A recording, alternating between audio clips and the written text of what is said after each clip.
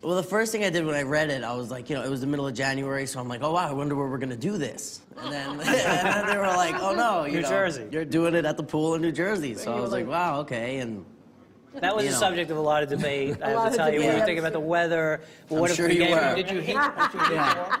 And I remember I was sitting on the edge of the diving board, and there was a guy who was talking to me who was a diver, and he's like, I've been doing this for 15 years, and blah, blah, blah. And I was sitting at the edge, and I'm like, wow. I'm like, well, I could ask this guy, and he'll make me feel better. And I'm like, oh, what's it like? And he looked up, and he was like, it's cold. And I was like, are you kidding me? Like, he was supposed to tell me it's fine, don't worry about it. Oh, shoot. But I also have asthma.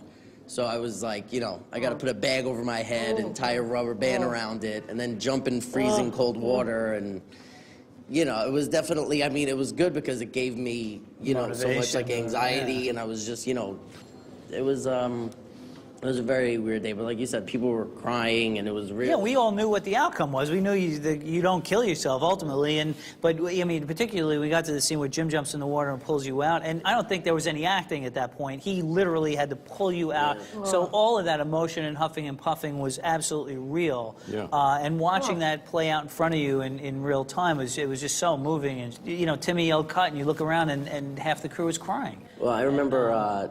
It got to a point where the second day of filming it, I was like, I can't do this anymore. And I was like, and they wanted to get some certain shot. And I went up to Timmy, and I looked at Timmy, and I was like, listen, I can't do another one. I was like, that's it. And he was like, all right. So I went back, and, we sat in the camper, and I felt like crap because I hate letting everybody down because, like, they're my friends and the people I work with.